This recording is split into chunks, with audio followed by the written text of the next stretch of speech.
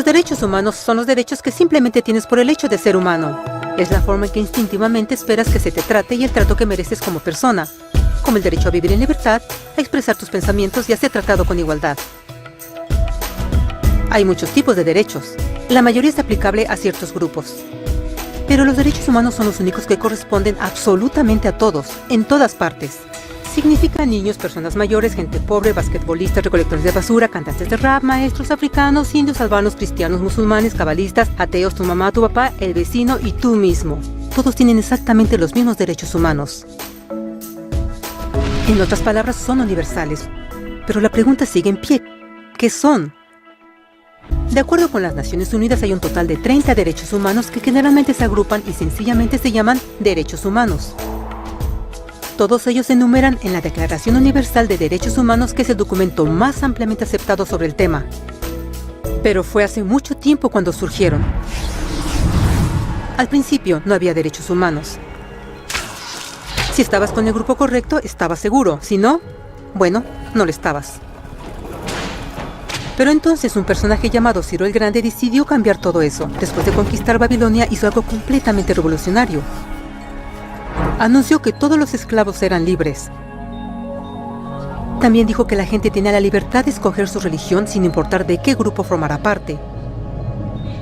Documentaron sus palabras en una lápida de barro conocida como el Cilindro de Ciro, y así nacieron los derechos humanos.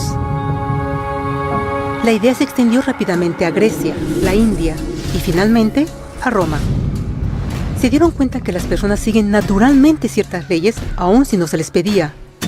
Llamaron a esto ley natural, pero siguió siendo pisoteada por los que tenían el poder.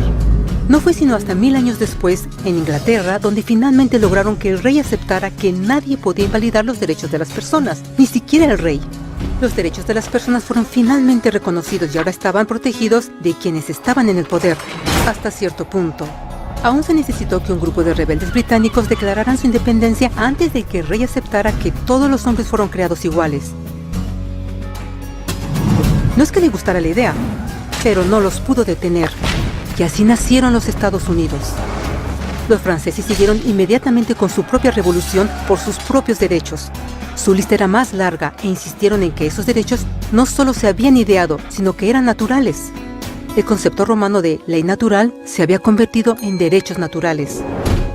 Desafortunadamente, no todos estaban entusiasmados. En Francia, un general llamado Napoleón decidió derrocar la nueva democracia francesa y se declaró emperador del mundo. Por poco y lo logra. Pero los países de Europa unieron sus fuerzas y lo vencieron. Y los derechos humanos estuvieron otra vez en boga. Se redactaron acuerdos internacionales garantizando ampliamente muchos derechos en toda Europa.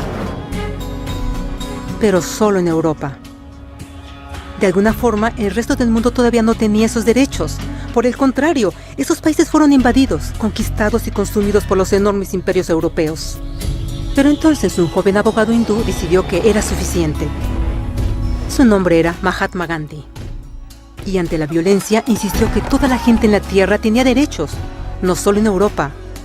Finalmente incluso europeos empezaron a estar de acuerdo. Pero no iba a ser fácil. 2 guerras mundiales surgieron. Hitler exterminó la mitad de la población judía de la Tierra en horribles campos de concentración nazis. En resumen, 90 millones de personas murieron. Los derechos humanos nunca habían estado tan terriblemente cerca de la extinción. Y el mundo nunca había estado tan desesperado por un cambio. Así los países se unieron y formaron las Naciones Unidas. Su propósito básico era reafirmar la fe en los derechos humanos fundamentales, en la dignidad y el valor de la persona humana. Pero, ¿qué son los derechos humanos? ¿Eran las proclamaciones de Ciro, las leyes naturales de Roma, las declaraciones de Francia? Todos parecen tener una idea un tanto diferente de lo que los derechos humanos deben ser. Pero bajo la supervisión de Eleanor Roosevelt, finalmente estuvieron de acuerdo en un grupo de derechos para todos absolutamente.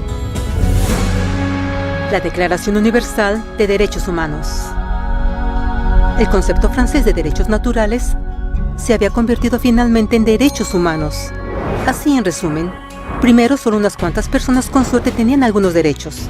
Hasta que una de estas personas decidió, oye, otras personas también deberían tener algunos derechos, lo cual fue grandioso, excepto que no todos estuvieron de acuerdo, y solo costó unos cuantos miles de años de lucha, declaraciones y más lucha hasta que todos finalmente aceptaron que los derechos humanos deberían ser para todos, y vivieron felices por siempre. Excepto por un pequeño problema. Si la gente tiene el derecho a alimentación y cobijo, ¿por qué 16.000 niños están muriendo de hambre cada día? ¿Uno cada 5 segundos? Si la gente tiene libertad de expresión, ¿por qué miles están en prisión por expresar sus ideas? Si la gente tiene derecho a la educación, ¿por qué más de 1.000 millones de adultos son incapaces de leer?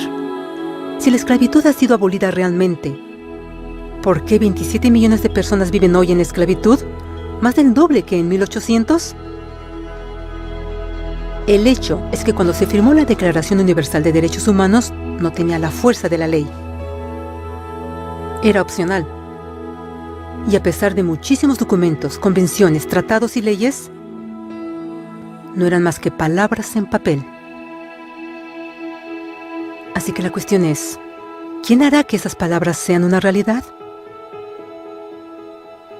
I have a dream today. Cuando el Dr. King marchó a favor de la igualdad racial, él estaba marchando por los derechos que habían sido garantizados por las Naciones Unidas desde hacía casi 2 décadas. Pero de todas maneras, él marchó. Cuando Nelson Mandela defendió la justicia social en los años 90, su país había acordado ya abolir tal discriminación de casi 40 años. Pero de todas maneras él luchó. Esos que luchan hoy contra la tortura, pobreza y discriminación no son gigantes o superhéroes. Son gente común. Niños, madres, padres, maestros, individuos de pensamiento libre que no están de acuerdo en estar en silencio, que reconocen que los derechos humanos no son una lección de historia, no son palabras en una hoja de papel, no son discursos, campañas comerciales o de relaciones públicas.